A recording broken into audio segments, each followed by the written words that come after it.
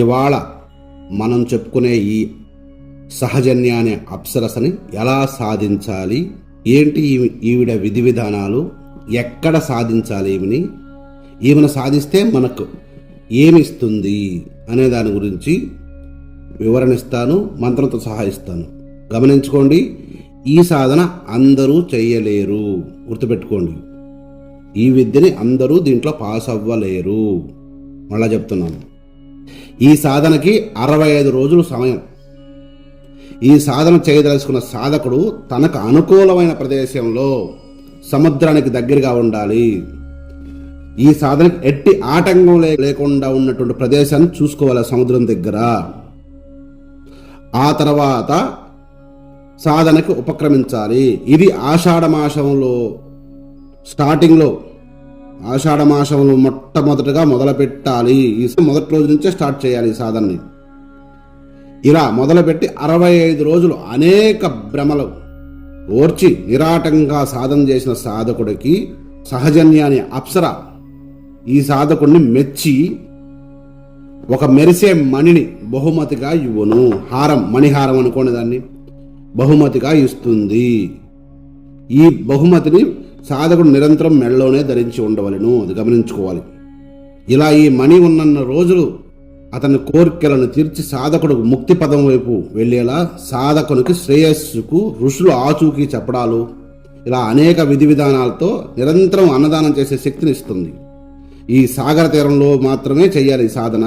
అది తూర్పుకు అభిముఖుడై సాధన చేయాలి. పొద్దున్నే చేయాల్సి ఉంటుంది ఈ సాధన. పొద్దున్నే 6 నుంచి 10 గంటల దాకా 4 గంటలు సేపే ఈ సాధన. 4 గంటలు మాత్రమే చెయ్యాలి. జప సంఖ్యతో అవశ్యము లేదు.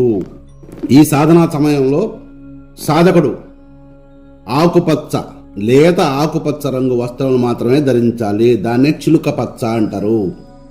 సాధకుడికి ఆసనం సిద్ధం చేసుకోవడం ఎలాగో చెప్తున్నాను వినండి. ముందుగా సాధకుడు 34 రాగి బుడ్డి చెమ్ములు, చిన్న చిన్న చెమ్ములు ఉంటాయి కదా, పూజారులు మనకి ఏదైనా వ్రతం చేసినప్పుడు కలశం పెడతాం, కలశంలో టెంకాయ పెడతా ఉంటాం, అటువంటి చెమ్ములు 33 తెచ్చుకోండి. బుడ్డి రాగి చెమ్ములు అంటున్నట్టుంది. తనకి ఎటువంటి ఆటంకం లేనటువంటి సాగర తీరంలో, నువ్వు అంతకుముందే నువ్వు ఎంచుకున్నటువంటి ప్రదేశంలో నువ్వు ఎక్కడైతే కూర్చొని సాధన చేయాలనుకుంటావో దాని కింద ఇక్కడ నేను చెప్పేది చెయ్యండి. రాగి చెమ్ములో ప్రతి దానిలో నవధాన్యాలు, 33 దాంట్లో నవధాన్యాలతో నింపండి. ఇసుకలో సగం వరకు నవధాన్యాలతో నింపినటువంటి రాగి చెమ్ముని ఇసుకలో సగం వరకు బూడ్చిపెట్టండి.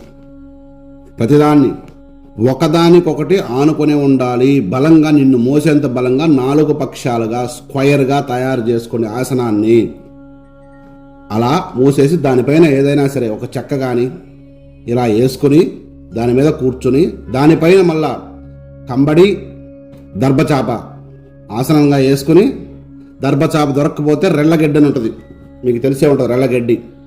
ఆ గడ్డినే దాని మీద పరుచుకొని ప్రశాంతంగా మీకు జల్లబుట్టకుండా మంచిగా ఆసనాన్ని స్థిరంగా చేసుకోండి. ఆసనం కింద మాత్రం ఈ రాగి చెమ్ముల్లో నవధాన్యాలు ఉండాల్సిందే. ఈ నవధాన్యాలు కూడా, రాగి చెమ్ములు కూడా కరెక్ట్గా స్క్వేర్గా రావాలి. ఒకదాన్ని ఒకటి ఆనుకొని ఉండాలి. నీ బరువును మొయ్యగలగాలి. గుర్తుపెట్టుకో. మళ్ళా సాధకుడికి ఎదురుగా ఒక 3 అడుగుల త్రిశూలం పెట్టుకోండి. ఉదయాన్నే తూర్పుకి అభిముఖంగా చేసుకున్నప్పుడు, సూర్యుడు అంటే నువ్వు పొద్దున్నే ఇట్లా తలెత్తుకొని జపం చేస్తున్నప్పుడు దాని మధ్యలో ఈ త్రిశూలాన్ని పెట్టుకోవాలి. ఈ త్రిశూలం అనేది చాలా అవశ్యం సుమా. చాలా ప్రకృతి శక్తి నుంచి నేను కాపాడద్ది. ఇక్కడ త్రిశూలంకు వాడాల్సిన మంత్రం కూడా నేను చెబుతాను, మళ్ళా లాస్ట్లో చెబుతాను, వినండి. అలా త్రిశూలం పెట్టుకొని, త్రిశూలంతో నేను చెప్పే మంత్రాన్ని అష్టదిగ్మన మంత్రంగా వాడుకోండి. మీ 4 దిక్కులు మీరు గమనించండి. మీరు ఎక్కడైతే సాధన చేస్తుంటారో ప్రతిరోజు మీ సాధన అయిపోయిన తర్వాత ప్రతిరోజు మీరు చేయాల్సిన పని ఏంటో తెలుసా? 4 గుమ్మడికాయలు 4 దిక్కుల, నువ్వు సాధన చేసి 4 దిక్కుల పగలగొట్టేయాల్సి వస్తుంది. ఇదికే ఇందాక ఫస్ట్లోనే చెప్పా, దీన్ని డబ్బుతో కూడిన పని. ఈ విద్య ఉంది కాబట్టి మీకు చెబుతున్నాను, వినమని చెబుతున్నాను, మిమ్మల్ని చేయమని కాదు. ఉత్సాహవంతులు చేయండి, ట్రై చేసుకోండి, ఇబ్బంది లేదు. ఇది 63 రోజులు కనీసం 1 లక్ష రూపాయలైనా ఖర్చు అయ్యే సాధన కాబట్టి చూసుకోండి. మీ ఆర్థిక స్తోమత ఇవన్నీ చూసుకొని ఇట్లకి దిగండి. మళ్ళీ అడగవచ్చు, ఆ 1,00,000 ఖర్చు పెడితే గ్యారంటీగా వస్తుందా గురువు గారిని? గ్యారంటీగా నువ్వు చేస్తే గ్యారంటీగా వస్తుంది. నేను చెప్తున్నాగా, నువ్వు గ్యారంటీగా కూర్చొని చేయగలిగితే, ఎటువంటి తప్పకుండా చేయగలిగితే ఆమె ఖచ్చితంగా వస్తుంది. ఇలా అన్ని అవాంతరాలు దాటి ఏ సాధకుడైతే ఈమెను సాధిస్తాడో ఆవిడ పొద్దున్నే 63 రోజుల సిద్ధికి అనేక భ్రమలు ఉంటాయి. భ్రమలు మామూలుగా ఉండవు, చాలా పెద్ద పెద్ద భ్రమలు ఉంటాయి, చాలా పెద్ద పెద్ద ప్రమాదాలు కూడా ఉంటాయి ఇందులో, గుర్తుపెట్టుకోండి. కాబట్టి ఇంతవరకు నేను చెప్పిన వేరు, ఇప్పుడు నేను ఇక నుంచి చెప్పబోయే వేరు. గురువు లేకుండా చెయ్యొద్దు మంత్రాలని. మళ్ళీ ఏం చెప్తున్నాను, దీన్ని కావాలి ట్రై చేసుకోండి. మీరు చేయాలంటే మొండి పట్టుకోవద్దు, ఒక దెబ్బ కొట్టగానే వెనక్కి వచ్చేయండి. గురువును పట్టుకోండి, గురువును పట్టుకునే సాధన చేయండి. ఏ గురువు దొరకలేదా, దానికి కూడా చెప్తా. ఏ గురువు దొరకపోతే ఏ గురువుని పట్టుకోవాలో కూడా చెప్తాను, నెక్స్ట్ ఎపిసోడ్లో చెప్తాను. ఏ గురువు దొరకనప్పుడు ఏ గురువుని పట్టుకోవాలి అనేది నెక్స్ట్ ఎపిసోడ్లో చెప్తాను. చేసుకోండి. ఈ యక్షిణి సాధనలకి, అప్సరా సాధనలకి, ఇట్లా కొన్ని భూత ప్రేత పిశాచ సాధనలకి ఏ గురువు దొరకనప్పుడు ఏ గురువుని పట్టుకోవాలనేది నేను చెప్తాను. ఎలా చేయాలి, ఆయన విధి విధానాలు ఏంటి, ఆయన ఎలా సాధించాలనేది కూడా చెప్తాను. ఇక్కడ కాదు, నెక్స్ట్ ఎపిసోడ్లో చెప్తాను. చూడండి, మీరు ప్రతిదాన్ని టెస్ట్ చేయండి, తప్పు లేదు. మొండి పట్టు మంకు పట్టు పట్టకండి. నేను మళ్ళా చెప్తున్నాను కదా, నేను ఇక్కడ చెప్పే ప్రతి మంత్రాన్ని టెస్ట్ చేయండి. ఎప్పుడైనా అది నీ శరీరం, నీ ఆరాకి సెట్ కాలేదా, వదిలేసేయండి. సెట్ అయిందా చేసుకోండి, హ్యాపీ. ఇకపోతే ఈ సహజన్య అనే అప్సర సాధకుడికి అనేక పరీక్షలు గురి చేసి, పరీక్షలు నిలబడ్డ సాధకుడిని అనుగ్రహించి ఆలింగనం చేసుకును. ఆ తర్వాత ఏది కోరుకుంటే తన సాధకుని ప్రమేయం లేకుండా అన్నీ సహజన్య అనే అప్సర సాధకుడికి సమకూర్చును. ఆ తర్వాత ప్రతి ఆషాఢ మాసంలో తప్ప మిగతా అన్ని మాసంలో సాధకునితో పాటు ఉండి కంటికి రెప్పలా కాచుకుని ధర్మ మార్గంలో నడుపును సాధకుడిని. ఇహలోకంలో ఇంద్ర సమాన భోగము, రోగరహిత పూర్ణ ఆయుష్ మరియు తిరిగి ఉత్తమ మానవ జన్మ ప్రసాదించును అని ఇది నాగనాద విరచిత మహేంద్ర తంత్రంలోని సాధనా విధానం యథాతథం ఇవ్వడం జరిగింది. మీకు డీకోడ్ చేసుకుంటారనుకుంటే ఆ పత్రం కూడా పెడతాను, చేసుకోండి. మంత్రం డిస్క్రిప్షన్లో పెడతాను, మంత్రాన్ని డిస్క్రిప్షన్లో పెడతాను, లేదా ఇక్కడ కూడా చెప్తాను, వినండి. ఇప్పుడు సహజన్య అనే ఈ అప్సర ఎవరు అనే దాని గురించి కొంత వివరణిస్తాను. మనకు సూర్య భగవానుడు ప్రతి ఋతువులో సూర్యునితో పాటు అతని రథంలో 2 ఆదిత్యులు, 2 ఋషులు, 2 గంధర్వులు, 2 అప్సరసలు మరియు 2 రాక్షసులు, 2 నాగులు కలిసి ప్రయాణం చేస్తారు. వర్ష ఋతువుకు చెందినటువంటి ఆషాఢ మాసంలో వశిష్ఠ, వరుణ, రంభ, వాయు, చిత్రసేన, శూరసేన అనే వారితో పాటు సహజన్య అనే అప్సరస సూర్యుని రథంలో తిరుగుతుంది. అందుకు కాబట్టి ఈ సాధన ఇలా ఉంది, పొద్దున్నే చేయమని చెప్పారు.